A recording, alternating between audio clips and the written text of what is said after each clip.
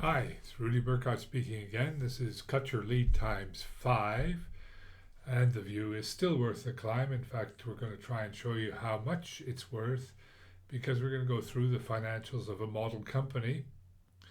And the template that we're going to use, you could also use for your company to see what it might be worth for you. So this is me again. You've heard enough about me in the past. What I'd still like to emphasize is the 30 to 40% reduction in lead times that I have achieved, and also the 30 to 40% increase in capacity.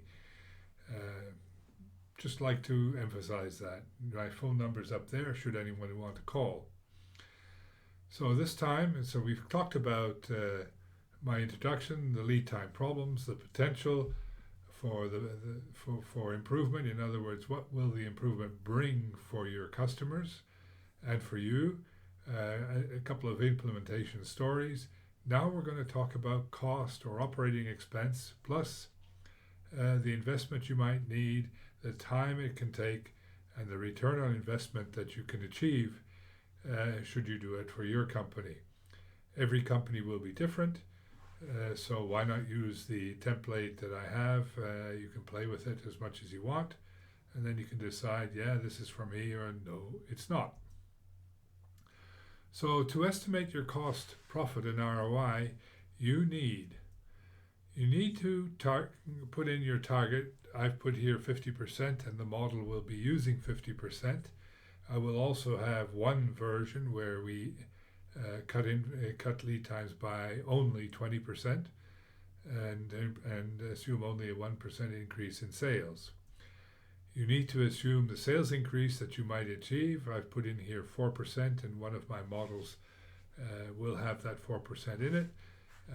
When I have talked to people about cutting lead times by 50%, most of them have said it will be significantly more than 10%, the increase in sales.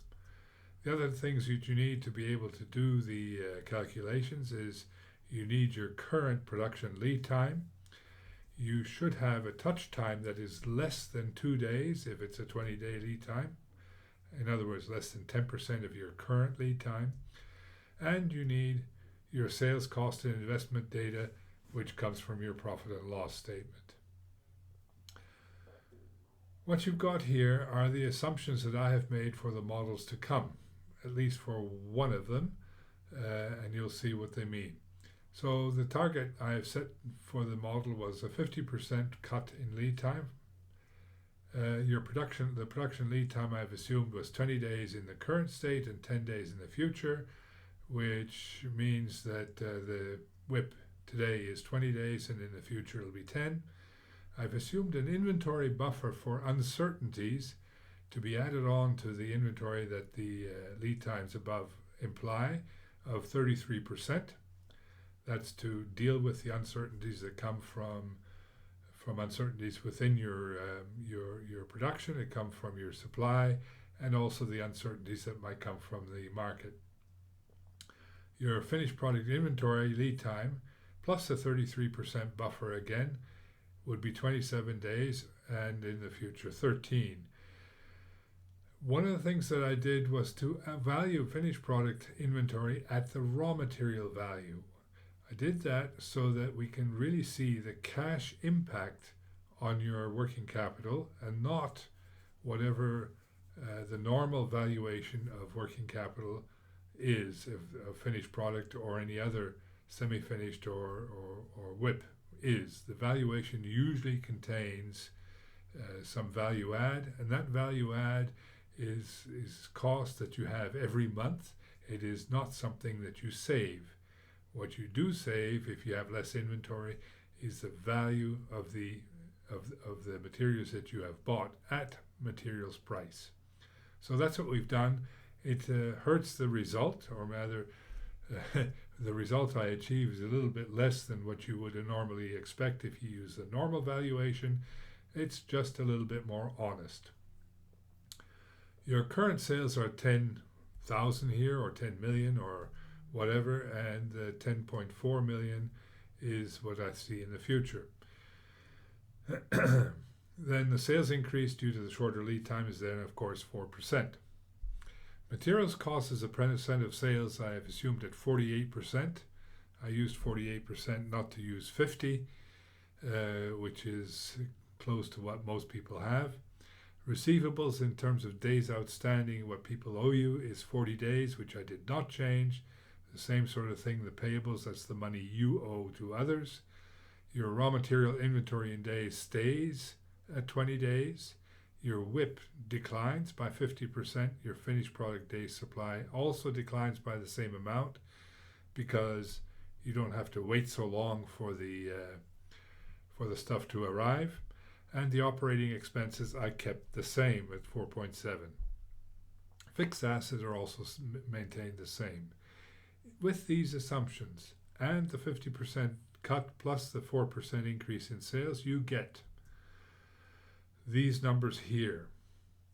And you can see 10 goes to 10.4. Your materials costs go up a little bit because you're selling more or producing more as well.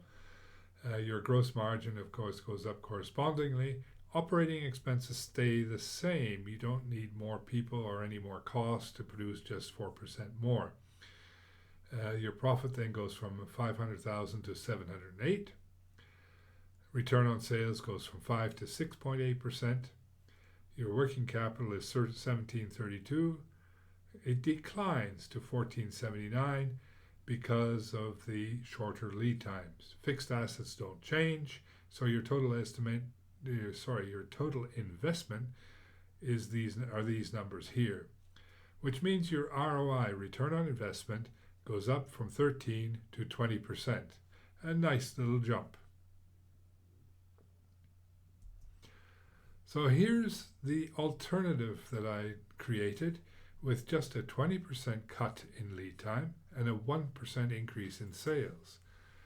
It goes through the same sort of numbers, except that, of course, the numbers are somewhat smaller on the right because you only make a 1% increase in sales. Your return on sales still goes up from 5 to 5.5%. Your profit from 500 to 552. That's still a nice increase of 10%. Working capital goes down a little bit. Fixed assets don't change, so total investment goes down by the same amount as it did in working capital. What that does for your ROI is it increases from 13 to 15%. Not very much, but still nice. So here you can see the 20% cut and the 1% increase. And because many customers have told me that 10% is easily achievable if you can cut lead times by 50%. Of course, there always will be a business that may not be able to achieve that, but for most, I think it is true.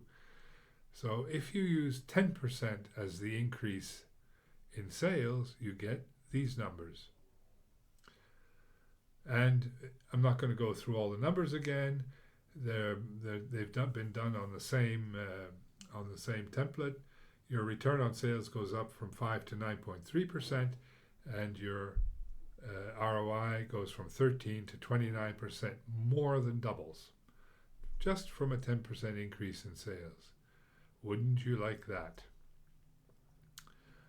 How much do you think sales will grow? Will they go 5, 10, 15% or more for a cut by 50%? As I said before, people I have asked say it'll be greater than 10%. What will your competitors feel? If you increase sales by only 10% and you have 10 competitors, then on average they will experience a 1% loss of sales. If their operating expenses stay the same, their 5% profit shrinks by 10%.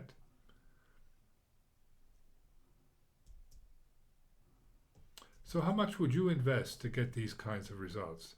To get such results for your current and your future business? Because once you've cut your lead time will be much shorter forever, or at least as long as you keep it there. I have done this sort of thing for businesses, and for whatever reason, they fail to maintain it over many years. They'll go for a little while, and then all of a sudden they fail to maintain it. you need somebody who maintains it, a policeman to maintain the organization on the right track. So that's what we talked about today. Next time we're going to look at why it must work. Must is the operative word, because that is, of course, what you want to have, is something that is more or less risk-free. So that's what's going to come in the next one. And if you want to talk about it already now, please contact me if you want to develop the potential for your bottom line. We can do it together, or I can help you to read your profit and loss, or whatever you need to do it for yourself. If you want to contact me, my number's there. My email's there as well. And on the next page, you will also see Alchione Consulting. They would also be happy to have a chat with you, and you can also contact them on their email, info@alchioneconsulting.com. And you've got my contact information again here. So thanks very much for listening, and looking forward to seeing you the next time. Thank you, and goodbye.